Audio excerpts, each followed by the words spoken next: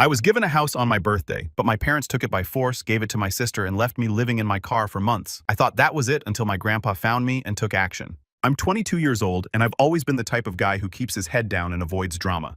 Not the loudest voice in the room, not the one starting fights or demanding attention, just quiet, respectful, the kind of person who'd rather give in than argue. And that exact personality trait, that's what my family used to absolutely wreck my life. Growing up, I was basically invisible in my own house. The kind of kid who could disappear for hours and nobody would notice or care. I'd come home from school and my parents wouldn't even look up from whatever they were doing. Meanwhile, if my sister walked in the door, it was like the president had arrived. Everyone dropping everything to hear about her day, her problems, her trivial nonsense that somehow always took priority over everything else. I have an older sister, Vanessa, who's 28. For as long as I can remember, she's been the golden child of our family. My parents, James and Linda, both in their early 50s, have treated her like she's the second coming. Everything in our household revolved around Vanessa, her needs, her problems, her wants, her drama. It was always Vanessa, this Vanessa, that we have to help Vanessa. Meanwhile, I was just background noise. The favoritism wasn't even subtle. It was the kind of blatant preferential treatment that would make a sitcom writer say, "Tone it down, nobody will believe this." But it was my reality every single day. I'm talking about stuff that sounds made up, but I swear on everything it's all true. Let me paint you a picture of how bad it was. When Vanessa was in high school, she got a brand new car for her 16th birthday. Not a used Honda or something practical. A new car with the bow on top, whole 9 yards. My parents threw her this huge party, invited everyone we knew, made it this massive celebration. When I turned 16, I got a card with $50 in it and a lecture about responsibility.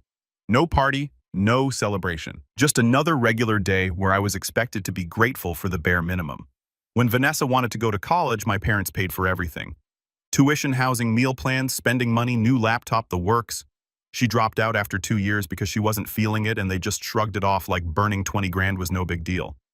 Told her she'd find her path eventually and not to worry. When I asked about college help, they told me I should look into scholarships or student loans because you're smart enough to figure it out. Translation: we already spent our education budget on your sister and there's nothing left for you. I ended up going to community college part-time while working full-time just to afford it. Took me 5 years to finish my associate degree because I could only take 1 or 2 classes per semester. My parents didn't come to my graduation, said they had other plans that day. Found out later they'd gone to some regional fair with Vanessa to help her look at craft booth rentals for a business idea she never followed through on. The double standards went way beyond education and gifts. Vanessa would borrow my parents' car and bring it back with an empty gas tank and new dents. They'd just laugh it off and fill it back up themselves. I'd borrow the car once for a job interview and brought it back with a quarter tank instead of half and got a 20-minute lecture about respect and responsibility. Different rules for different children based purely on who they liked better. Vanessa married this guy Brandon when she was 22. I never liked him from day one. Something about him just screamed unreliable. Turns out my gut was right because neither of them worked, like at all. Brandon did random odd jobs here and there when he felt like it. Nothing stable or consistent. He'd work at a warehouse for 3 weeks, then quit because his back hurt. Do some rideshare driving for a month, then stop because gas was expensive. Help someone move for $50, then disappear for another month. Just completely unreliable and unmotivated. Vanessa didn't work at all. Her excuse was always that she had to take care of her 2 kids, Sophie, who's 5, and Noah, who's 3. Now look, I get that childcare is expensive and being a stay-at-home parent is legitimate work. But here's the thing, Vanessa wasn't really doing either. She dumped the kids with my mom half the time so she could go shopping or meet friends for lunch. The kids basically raised themselves in front of the TV while she scrolled through social media complaining about how hard her life was. And Brandon. When he wasn't working his occasional jobs, he was playing video games in his underwear or hanging out with his buddies. These two had kids they couldn't afford and just expected everyone else to pick up the slack. Zero planning, zero responsibility, just living in the moment and assuming someone would always bail them out. So how did they survive? Simple. They lived entirely off the monthly money my maternal grandfather George sent them, plus whatever scraps I could contribute when I had a little extra. We're talking about 2 able-bodied adults in their 20s who chose not to work because free money kept rolling in. And my parents enabled every bit of it. My grandfather is 74, been a widower for about 10 years now, and he's a successful retired businessman who lives about 3 hours away in another city. The man built his wealth from nothing, and he's got that old-school work ethic and no tolerance for laziness. Here's the thing about Gramps, he was always my favorite person in the family. And apparently I was his favorite too. Not because I kissed up to him or manipulated him for money, he just always said I was the only one in the family with any sense and actual humility. While my parents and sister saw him as an ATM machine, I actually spent time with him, listened to his stories, learned from him. I worked as an administrative assistant at the small company making about $800 a month. Not exactly rolling in cash, but it was honest work and I was proud of it. The job was boring as hell. Filing paperwork, answering phones, scheduling appointments, basic data entry. Nothing glamorous. But I showed up on time every day, did my work properly, never called in sick unless I was actually dying. That kind of reliability meant something to me, even if nobody else noticed or cared. I paid my own expenses from that $800. Phone bill, car insurance, gas, my share of the grocery money when I still lived at home. Helped out at home when I could, even though technically I was the only one besides my parents actually contributing. And I saved whatever tiny amount was left over, usually between $50 and $100 a month if I was lucky, and nothing unexpected came up. Meanwhile, my parents constantly hounded Gramps for more money for Vanessa and her family. I'd overhear the phone calls. Mom would be on speaker in the kitchen, laying out all of Vanessa's problems like she was reading from a tragedy script. The kids need new shoes. Brandon's car broke down. They're behind on their phone bill. The baby has an ear infection and needs medicine. Always something. Always an emergency. Always more money needed right now. The conversations were always the same guilt-laden manipulation. Vanessa has 2 children to support, they'd remind him constantly. Brandon is looking for work, but it's tough out there. They're trying so hard, but life keeps knocking them down. They just need a little help to get back on their feet. Never mind that they'd been getting back on their feet for 6 solid years and somehow kept falling down again the second that monthly check arrived. And my grandfather would send them $2,500 every single month. Let that sink in. That's more than 3 times what I made busting my tail at work full-time. But it was never enough for them. There was always some emergency, always something the kids urgently needed, always another crisis requiring more money. The goalposts just kept moving further away, no matter how much Gramps sent. 3 months ago was my 22nd birthday. I wasn't expecting anything special because celebrations weren't really a thing for me and my family. My birthday usually passed with maybe a card, and if I was really lucky, someone would remember to say happy birthday at dinner. That was the extent of it. Meanwhile, Vanessa's birthday every year was this massive production with cakes and decorations and gifts piled high. But that day I got a call from Gramps and his voice sounded excited. He said he was on his way and had a surprise for me. My heart started racing because Gramps never drove 3 hours unless it was something important. He drove from his city 2 hours, and when he arrived, the whole family was gathered in the cramped 2-bedroom apartment where we all lived. Yeah, you read that right. 7 people in a 2-bedroom apartment. Me, my parents, Vanessa, Brandon, and their 2 kids. It was absolute chaos every single day. My parents had the master bedroom. Vanessa and Brandon took the 2nd bedroom. The 2 kids slept on a pull-out couch in the living room. And me, I had an air mattress in the corner of the living room that I'd blow up at night and deflate every morning. No privacy whatsoever. Couldn't even have a private phone conversation without someone listening in or asking who I was talking to. The bathroom situation was a nightmare with 7 people sharing one shower. I'd have to wake up at 5 a.m. just to guarantee I could shower before everyone else used up the hot water. The kitchen was too small for everyone to eat together, so we'd rotate shifts like some kind of prison cafeteria. And the noise. Constant, never-ending noise. Kids screaming and crying, TV blaring cartoons all day, Brandon and Vanessa arguing about something, Mom on the phone complaining to her friends about her hard life, never a moment of peace or quiet, just miserable. I'd been saving up to move out, but every time I got close to having enough for a security deposit, something would happen and I'd feel obligated to help out with money. Looking back, I'm pretty sure they timed their emergencies to coincide with whenever I had a decent amount saved. Gramps walked in with this huge smile and a large envelope in his hands. He hugged me tight and told everyone to sit down. We crammed into the tiny living room and he handed me the envelope. My hands were literally shaking as I took it from him. Whatever was inside, I knew it was important by the way he was looking at me. Inside were keys and a stack of legal documents. Real official-looking papers with county seals and notary stamps. My hands were shaking so bad I could barely hold them steady enough to read. My grandfather's eyes were actually watering when he told me it was a house. A beautiful 3-bedroom house in the Meadowbrook neighborhood, fully furnished and modern, completely ready to move in. And it was in my name. Mine. legally mine. He explained that he'd been planning this for over a year, had been looking at properties, talking to real estate agents, making sure he found the perfect place. He said he wanted to give me a real start in life, something solid to build on, that I'd proven myself through hard work and sacrifice, and never asking for handouts. This was his way of recognizing that and giving me the foundation I deserved. I literally couldn't speak. My brain just stopped working. Like when you try to process information that's too good to be true and your mind just goes blank. I tried to say I couldn't accept something that huge, but he cut me off. Took my hands in his weathered old hands and looked me straight in the eyes. Told me I deserved it more than anyone he knew.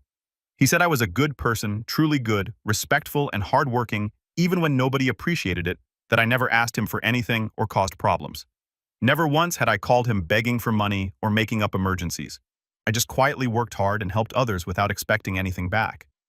The house was his way of showing me he saw all of that, and was proud of me that everything I'd done mattered even if my parents didn't seem to notice. I completely broke down crying right there in the living room.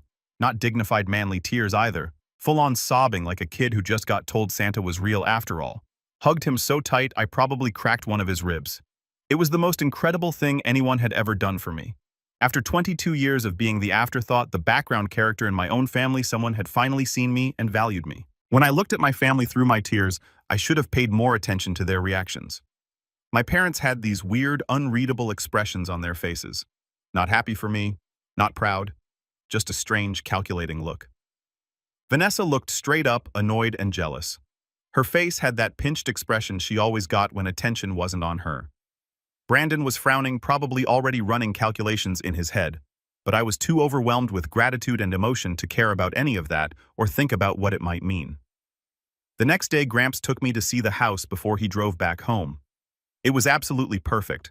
3 real bedrooms with actual closet space, 2 full bathrooms, a modern kitchen with appliances that actually worked, spacious living room, proper dining area, even a small garden in the back. Everything was furnished with good taste. Not fancy, expensive stuff, but quality furniture that made it feel like a real home. Gramps hugged me one more time before he left. Told me to take care of it and enjoy it because I deserved it. I drove back to the apartment, literally floating on cloud 9. For the first time in my entire life, I had something that was truly mine. My own space, a real future opening up in front of me. But that feeling lasted exactly as long as it took me to walk through the apartment door. My mom was waiting in the living room with a serious expression. Dad was next to her. Vanessa and Brandon were there too, all of them just sitting there like some kind of intervention setup. Mom said we needed to talk, and I said sure, still smiling like an idiot because I was so happy about the house. That's when Dad dropped the bomb. He said they'd been thinking, and the house was too big for me. My smile died right there. I asked what he meant, and Mom jumped in saying I lived alone. No partner, no kids. So what did I need 3 bedrooms for? I tried to say maybe in the future I'd need the space. Maybe I'd want a home office or a guest room or just space to breathe. But Dad cut me off. He said Vanessa had 2 children and Sophie and Noah needed space to grow and play, that they were cramped in the apartment, and it wasn't fair for me to have that whole house to myself while her kids suffered in these conditions. Vanessa chimed in with this whiny, manipulative voice saying her children deserved better than the tiny apartment, that I was being selfish, keeping all that space when they clearly needed it more. I said Gramps gave the house to me, and it was mine. Mom hit me with that classic line about how family shares and family supports each other, like suddenly we were this tight-knit, loving family when it was convenient for them. I pointed out that I'd been supporting them financially whenever I could, giving them money from my tiny paycheck when they had emergencies. But Dad said this was different. This was about giving my niece and nephew a chance to grow up happy and healthy. Then he actually looked me in the eyes and asked if I didn't want them to be happy, like he was trying to guilt-trip me into feeling like some kind of monster who wanted children to suffer. It was manipulative as hell, and looking back, I can't believe I fell for it. But in the moment, with all 3 of them staring at me, making me feel like the bad guy, it worked. That was just the beginning. For the next 3 weeks, it was constant pressure from every single angle. Every day started with some comment about the house. Every conversation somehow circled back to how I was being unreasonable. Every meal together included pointed remarks about my selfishness. It was psychological warfare, and I was the target. Mom would start in at breakfast. While I was trying to eat my cereal before work, she'd make these comments about how some people care more about possessions than family, how some people forget where they came from the second they get something nice. Just constant needling designed to make me feel guilty for having something good. Dad would ambush me when I got home from work. I'd barely walk through the door and he'd corner me with more arguments, talking about family values and how his father would be disappointed to see me acting this way. Ironic since Gramps specifically gave me the house and not them. But logic didn't matter in these conversations. Vanessa was the worst, though. She'd cry these fake tears and talk about how Sophie asked her why they couldn't have a nice house like Uncle Tyler, how Noah didn't understand why they had to sleep in the living room. She'd show me pictures of the kids looking sad like that somehow proved they were suffering from my choices. The kids were fine. They were happy playing with their toys. But Vanessa would frame everything like they were living in some kind of Dickensian nightmare. Brandon mostly stayed quiet but would occasionally add his 2 cents. Usually something about how a real man would put family first or how he'd give up anything for his kids. Rich coming from a guy who barely worked and lived off handouts. But he'd say it with this knowing smirk like he had me all figured out. It was constant, exhausting, overwhelming. They'd gang up on me 3-on-1, sometimes 4, when Brandon bothered to join in. I'd try to escape to my corner with the air mattress, but there was nowhere to go in that tiny apartment. Nowhere to get away from the constant pressure and guilt trips and manipulation. They'd bring it up at random times. I'd be watching TV and someone would make a comment. I'd be doing dishes and Dad would start another lecture. I'd be trying to fall asleep and hear them in the next room talking loudly about how selfish some people were. They wanted me to hear it, wanted me to know they were talking about me. It was calculated psychological pressure. After 3 solid weeks of this relentless campaign, I finally broke. I was exhausted, mentally drained, couldn't think straight anymore from the constant barrage. Every defense I tried to put up, they'd knock down with more guilt and more pressure. I felt like I was drowning, and they just kept pushing my head underwater. I told them fine. Vanessa could have the house. The celebrations were immediate. Vanessa actually hugged me for the first time in years. My parents patted my back saying I was such a good brother. Brandon smiled at me, probably already planning how to mooch off the new free house. That same week, they had me sign some papers. They told me it was just a formality, temporary paperwork, so Vanessa and her family could move in. I was so mentally drained and beaten down that I signed without really reading everything. Big mistake. Huge. Within 3 days, they had completely moved into my house. My house. The one Gramps gave me. I helped them move their stuff in because of course I did. I was still in that doormat mindset. When the last box was inside, Vanessa turned to me and said they needed time to settle in as a family alone. She said I should give them space for a few days. I drove back to the apartment figuring I'd stay there temporarily while they got settled. But when I walked in, my parents had this weird energy. Dad told me to sit down. He said since the apartment was originally rented for the family, and now Vanessa wasn't living there anymore, they couldn't afford to keep paying for it. They were moving to a smaller place, just the 2 of them. I asked where I was supposed to live. Mom said I'd figure something out, that I was resourceful and young, that this was my chance to be independent. I asked about going back to the house, and Dad said that wouldn't work. Vanessa's family needed stability, and having me there would be disruptive. Brandon apparently felt uncomfortable with me around. Vanessa said the kids needed their space. That's when I realized what had actually happened. They hadn't just convinced me to let Vanessa borrow the house. They'd completely taken it from me. And now they were kicking me out of the apartment too. For the next 2 weeks, I bounced between a friend's couch and my car. My friend Chris tried to help, but his place was a studio apartment barely big enough for him. I'd crash on his couch for 2 or 3 nights until I felt like I was overstaying my welcome. Then, I'd make some excuse about staying somewhere else and end up back in my car. Most nights, I ended up sleeping in my beat-up old car, parked in random spots around town. I'd try to find quiet residential streets where cops wouldn't bother me. Sometimes I'd park in 24-hour store parking lots.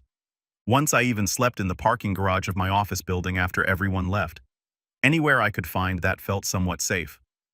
The car became my entire world. I kept a gym bag with clean work clothes, had a cooler for cheap food I'd buy from gas stations, kept my important documents in a locked box under the passenger seat. Tried to make it work, but it was degrading and exhausting. You don't realize how much you need a home base until you don't have one. I kept working at my job, but it was rough, really rough. My boss started noticing I looked tired all the time. I'd make excuses about not sleeping well or having allergies. Couldn't exactly admit I was living in my car because my family stole my house. That's not the kind of thing you admit at work without people looking at you differently. Showering became this whole ordeal. I'd go to a 24-hour gym when I could afford the day pass, which was $10 I really couldn't spare. Other days I'd do the best I could with gas station bathrooms and wet wipes, real glamorous. Nothing makes you feel lower than brushing your teeth over a gas station sink while truckers give you weird looks. Eating was another nightmare. No fridge meant I couldn't keep real food. I lived off protein bars. Packaged snacks, whatever, didn't need refrigeration. Lost about 15 pounds those first few weeks because I was too stressed to eat properly and couldn't afford much anyway. People at work asked if I was sick. I'd lie and say I was trying this new diet. The worst was trying to maintain any appearance of normalcy. Going to work every day pretending everything was fine. Smiling when coworkers asked how my weekend was. Making up stories about my day instead of admitting I'd spent the previous night folded up in my car trying to sleep while some guy had a loud phone argument in the parking lot next to me. I drove past the house sometimes. My house, the house that was supposed to be mine. Couldn't help myself, even though it hurt every single time. I'd see lights on inside Brandon's car in the driveway, toys scattered in the yard, Sophie and Noah playing in the garden that should have been mine. Living the life that should have been mine. And I'd be sitting in my car with a stiff back and a growling stomach wondering how I let this happen. The worst part was my family had completely ghosted me. Not one phone call to check if I was okay. No texts asking where I was staying or if I needed anything. Nothing. Complete radio silence. They got what they wanted and I was disposable useless now that they'd taken everything I had. 5 months of this. 5 long, miserable months sleeping in my car, showering at public facilities, eating garbage food to save whatever money I could. 5 months of feeling like the biggest idiot on the planet for letting them do this to me. 5 months of shame and regret, and wondering if things would ever get better. Then one morning, everything changed. I'd gotten tired of moving around every night, so I started parking on the street right in front of the house. Call it pathetic, but some part of me wanted them to see me there, to feel some kind of guilt. Not that it worked. They'd see my car and just go about their day like I didn't exist. I was asleep in the driver's seat, uncomfortable as always, when I heard loud knocking on the window. Scared me half to death. I jumped up and looked out to see my grandfather's face staring back at me. His expression went from concerned to confused to absolutely furious in about 2 seconds. He yanked open my car door and asked what I was doing sleeping there. I stammered something, but before I could explain, he looked at the house and then back at me. Asked what happened to the house he gave me. Didn't I like it? Why was I sleeping in my car instead of inside? That's when my mom came rushing out of the house. No idea how she was even there, but apparently she'd been visiting. She saw Gramps and put on this fake surprised voice asking what he was doing there and that they didn't know he was coming. Gramps completely ignored her, just kept staring at me waiting for an answer. I tried to explain, but my voice cracked. He asked louder what happened to the house. Mom nervously approached and said she could explain. Gramps turned to her with this dangerous tone and told her to explain why his grandson was sleeping in a car in front of the house he'd given him. Mom actually swallowed hard before saying they took it from me and gave it to Vanessa. The silence after that was deafening. Gramps just whispered like he couldn't believe what he'd heard. Mom kept rambling, trying to justify it. Said Vanessa had a family, had a husband, and kids deserved it more. That I was young and alone without a partner. What did I need such a big house for when I was just a failure who hadn't even started a family? Vanessa needed it more. I watched my grandfather's face go through about 5 different emotions. Disbelief, shock, rage, disgust, and finally pure fury. Without saying another word, he pulled out his phone and dialed a number. Mom asked nervously what he was doing. He spoke into the phone asking for a patrol car at this address immediately. Said there were people illegally occupying a property that was in his name and his grandson's name. Mom lost it. Started screaming that he couldn't do this, that children lived there. Gramps yelled back louder than I'd ever heard him, that children shouldn't be living in a stolen house. He walked straight toward the front door, and Mom tried to block him, but he just pushed past her. He went inside shouting for everyone to get out right now. The screaming from inside was insane. Vanessa shrieking, Brandon stammering excuses, Dad trying to calm everything down. The kids crying because everyone was yelling. Gramps kept shouting that the house belonged to me, that he paid for it with his money and gave it to me, and absolutely nobody had the right to take it. Vanessa came out crying, saying her children needed this house. Gramps that her children needed parents who actually worked, not a stolen house. Dad came out trying to smooth things over, calling it a misunderstanding. Gramps turned on him with blazing eyes and asked how leaving his own son to sleep in a car on the street was a misunderstanding. Vanessa tried saying I agreed to give them the house.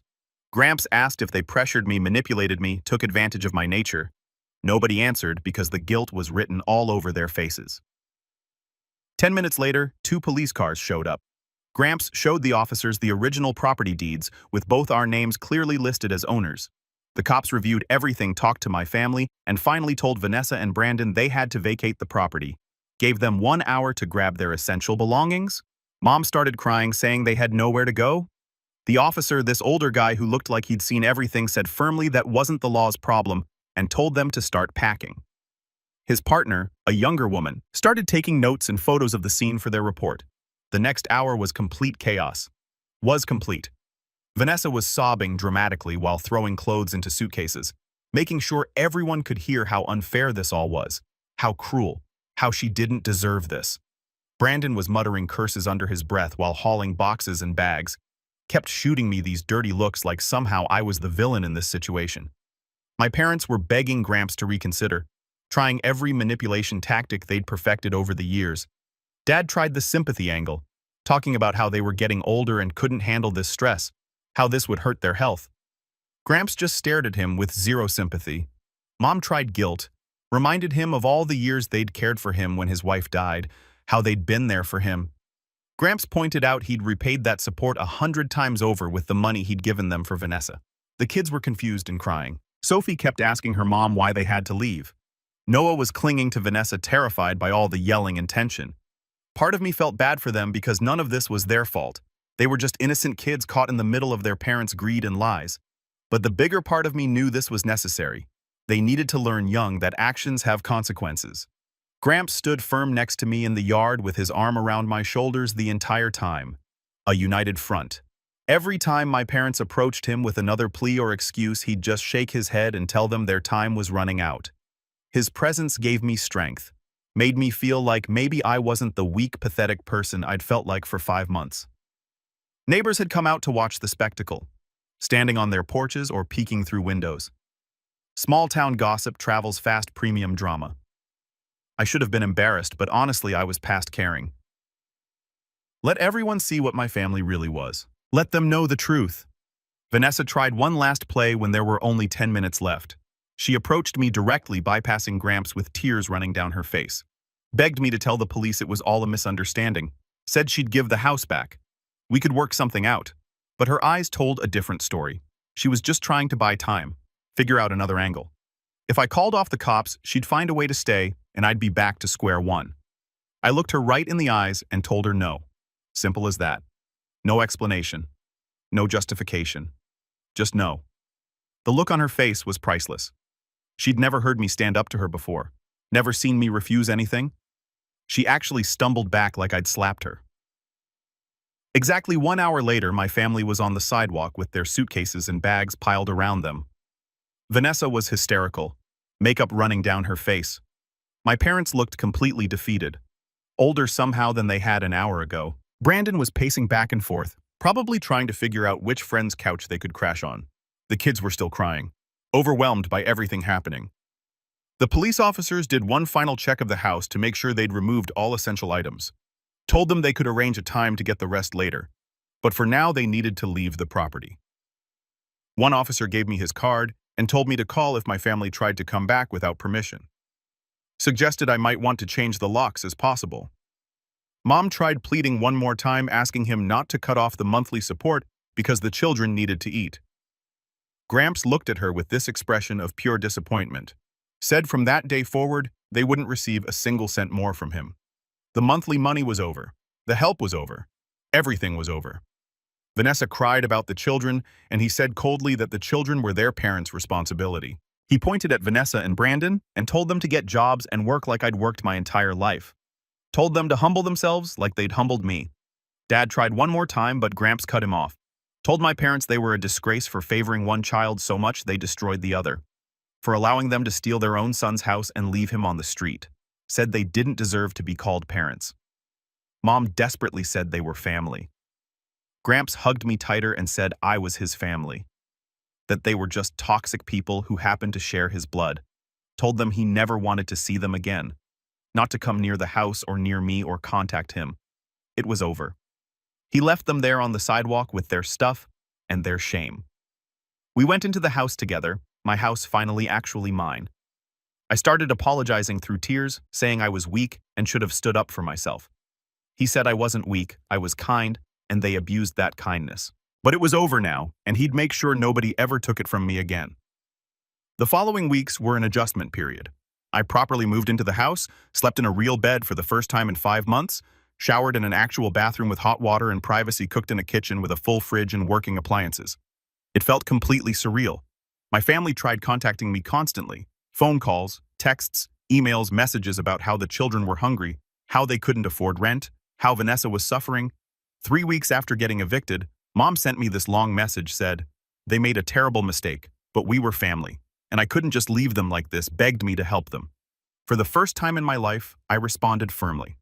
Told her no, that for years I'd helped them, given them my money and my understanding, and when I finally had something truly my own, they took it without remorse and left me on the street.